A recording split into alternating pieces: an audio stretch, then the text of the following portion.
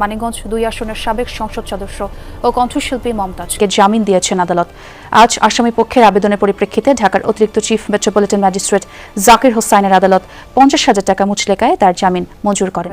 মামলায় জামিন পেয়েছেন দুই বাংলার জনপ্রিয় ফোক সঙ্গীত শিল্পী ও সংসদ সদস্য মমতাজ বেগম। চেষ্টা মামলায় আওয়ামী লীগ দলীয় সাবেক সংসদ সদস্য ও শিল্পী মমতাজ বেগমকে জামিন দিয়েছেন হাইকোর্ট। কিন্তু মমতাজের ক্ষেত্রে বিশেষত্ব হলো একসাথে একাধিক মামলায় জামিন। এটা কি ইঙ্গিত দিচ্ছে যে রাজনৈতিক আবহাওয়া বদলাচ্ছে? অবশেষে দীর্ঘদিন কারাবাসের পর এবার সুখবর পাচ্ছে মমতাজ ভক্তরা।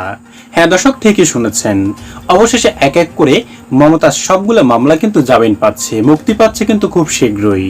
সাধারণ একজন শিল্পী থেকে পুরোদস্তর রাজনীতিবিদ হয়ে ওঠায় মমতাজ কিন্তু হাসিনার প্রলোভনে পড়েই কিন্তু শিল্পী সত্তাকে বাদ দিয়ে হাসিনার অপকর্মের সঙ্গে কিন্তু জড়িত হয়েছিল। কিন্তু জুলাই আন্দোলন, এমনকি জুলাই যে দর্শক আন্দোলন হয়েছে, সেই আন্দোলনের মধ্যে আদৌ কি এই মমতাজের কি সম্পৃক্ততা ছিল কিনা দর্শক, সেটা কিন্তু নিশ্চিতভাবে বলা যাচ্ছে না। আর যার ফলে কিন্তু যে মামলাগুলি হয়েছে দর্শক, সেই অনেকগুলো মামলাই কিন্তু ইতিমধ্যে জামিন পেয়ে গেছে কণ্ঠশিল্পী মমতাজ বেগম। তবে বের হচ্ছেন কবে, কত তারিখে তাকে মুক্তি দেওয়া হচ্ছে, হ্যাঁ দর্শক, সেটার বিস্তারিত একেবারে পরামর্শ নিয়ে কিন্তু আমাদের আজকের এই রিপোর্টটিতে একেবারে হাজির করতে যাচ্ছি আপনাদের সামনে।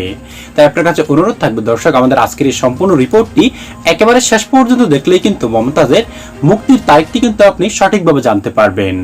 তাই দর্শক, আপনার কাছে এতটুকু অনুরোধ থাকবে যে শুরুতে আমাদের ভিডিওতে একটি লাইক দিয়ে চ্যানেলটি সাবস্ক্রাইব করে রাখুন পরবর্তী আপডেটের জন্য। এবং আজকের সম্পূর্ণ রিপোর্টটি দেখলে দর্শক আপনি আরো জানতে পারবেন মমতাজের যে মামলাগুলি হয়েছে, সেই মামলাগুলি দর্শক কি কি অপরাধের কারণে হয়েছে এবং কোন ধারায় হয়েছে, সকল বিস্তারিত তথ্য কিন্তু আমাদের আজকের রিপোর্টটিতে জানতে পারবেন।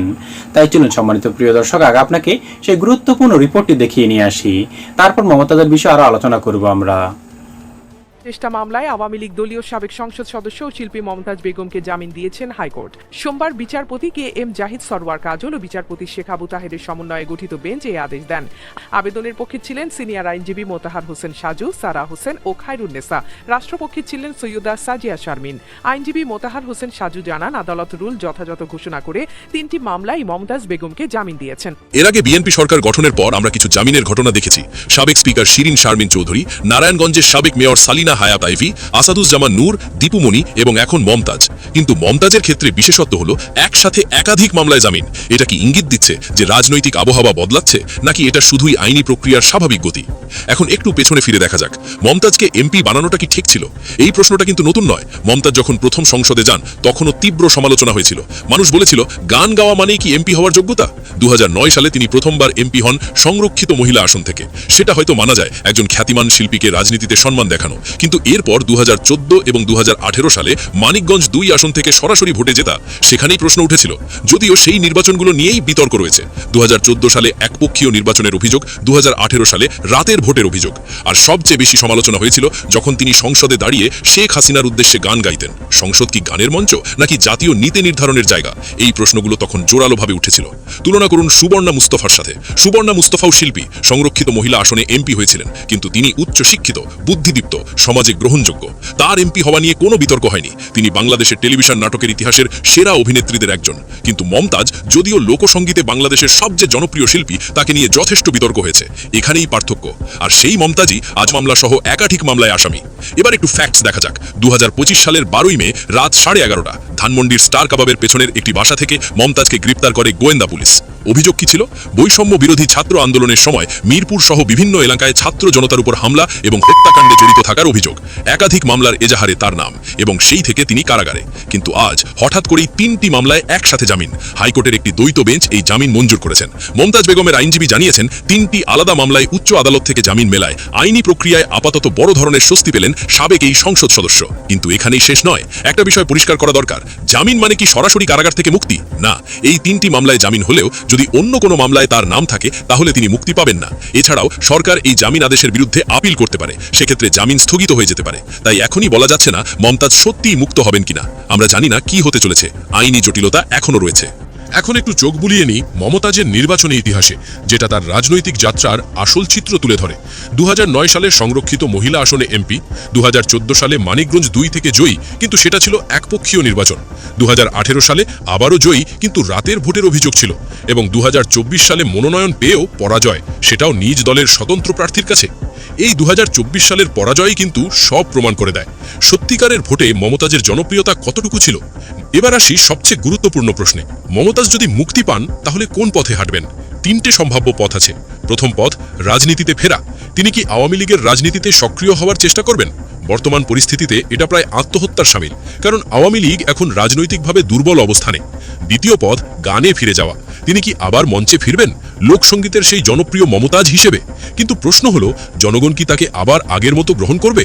রাজনীতির কালিমা এত সহজে মুছে যায় না। আর তৃতীয় পথ, দেশ ছেড়ে পালানো। অথবা তিনি কি নিরাপত্তার কথা ভেবে দেশের বাইরে পাড়ি জমাবেন? এটাও কিন্তু একটা বড় সম্ভাবনা, কারণ জামিন মানেই মুক্তি নয়, মামলা তো থেকেই গেল। এখন একটু গভীরে যাই। এই জামিন কি একটা রাজনৈতিক বার্তা? কারণ ইতিপূর্বে অন্তর্বর্তী সরকারের আমলে কোনো আওয়ামী লীগ নেতা জামিন পাননি, কিন্তু বিএনপি সরকার গঠনের পর থেকে কিছু জামিনের ঘটনা ঘটছে। এর মানে কি এই যে ক্ষমতার হাতবদল হলে বিচার ব্যবস্থাও নমনীয় হয়? এটা একটা গুরুত্বপূর্ণ প্রশ্ন, যা আমাদের বিচার ব্যবস্থার স্বাধীনতা নিয়ে প্রশ্ন তোলে। আমরা কি একটা প্যাটার্ন দেখছি, নাকি এটা স্বাভাবিক আইনি প্রক্রিয়া? এই প্রশ্নগুলোর উত্তর সময়ই দেবে। মমতাজ বনাম সুবর্ণা মুস্তফা, দুজনেই শিল্পী, দুজনেই এমপি, কিন্তু একজন নিয়ে বিতর্ক, অন্যজন নিয়ে নয়। আপনার কি মনে হয় এর পেছনে কারণ কি? শুধু শিক্ষাগত যোগ্যতা, নাকি সামাজিক গ্রহণযোগ্যতা? সংসদে দাঁড়িয়ে প্রধানমন্ত্রীর উদ্দেশ্যে গান গাওয়া, এটা কি সম্মান প্রদর্শন নাকি তোষামোদি? 2024 সালে নিজ দলের স্বতন্ত্র প্রার্থীর কাছে হেরে যাওয়া, এটা কি প্রমাণ করে যে তারকা হলেই জনপ্রিয় রাজনীতিবিদ হওয়া যায় না? আপনার অভিজ্ঞতা বা পর্যবেক্ষণ কি বলে? মমতাজ যদি মুক্তি পান তাহলে তিনি কোন পথে হাঁটবেন বলে আপনি মনে করেন? 1, রাজনীতিতে ফিরে যাবেন। 2, গানের মঞ্চে ফিরবেন। নাকি 3, দেশ ছেড়ে চলে যাবেন? বিচার ব্যবস্থা কি সত্যিই স্বাধীন, নাকি ক্ষমতার পালাবদলে বিচারও বদলায়? আপনার কি মনে হয় মমতাজের জামিন রাজনৈতিক সিদ্ধান্ত, নাকি খালি আইনি প্রক্রিয়া? জামিন মানেই কি মুক্তি? আপনি কি মনে করেন মমতাজ আসলেই কারাগার থেকে বেরোতে পারবেন, নাকি সরকার আপিল করে জামিন স্থগিত করবে? তো দর্শক, আজকের আলোচনা থেকে কি বোঝা গেল? প্রথমত, মমতাজের জামিন হয়েছে, কিন্তু মুক্তি নিশ্চিত নয়। দ্বিতীয়ত, তার ভবিষ্যৎ পথ এখনও অস্পষ্ট। তৃতীয়ত, এই ঘটনা রাজনৈতিক বার্তা বহন করছে, যা আমাদের বিচার ব্যবস্থার স্বাধীনতা নিয়েও প্রশ্ন তুলছে। এবং সবচেয়ে বড় প্রশ্ন, তারকা থেকে এমপি, এমপি থেকে আসামি, আসামি থেকে মুক্ত, এরপর কি? রাজনীতি, মঞ্চ, নাকি নির্বাসন? সময়ই বলে দেবে। আর এখন আপনার পালা।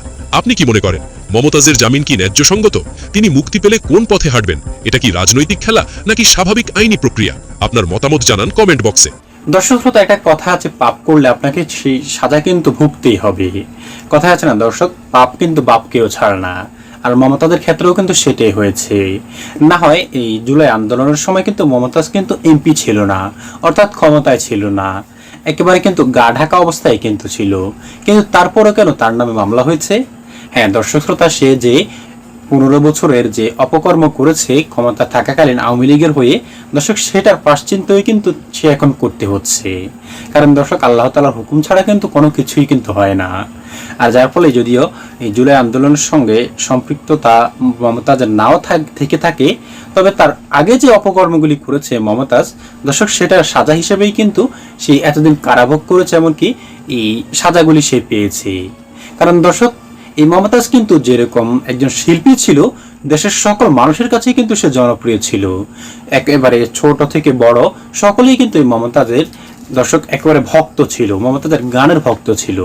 কিন্তু তার লোভ যে এতটা খারাপ জিনিস দর্শক, লোভে পড়েই কিন্তু সে হাসিনার রাজনীতির সঙ্গে যুক্ত হয়ে কিন্তু আজ তার এই করুণ পরিণতি। এমনকি দর্শক, তার যে বর্তমান অবস্থা, সে কি আর গানেও ফিরে যেতে পারবে কিনা দর্শক, সেটা নিয়ে কিন্তু সন্দেহ তৈরি হয়েছে। যেমনটা কিন্তু দর্শক আপনারা রিপোর্টে দেখতে পেয়েছেন এই মমতাজের বিস্তারিত তথ্যগুলি সম্পর্কে।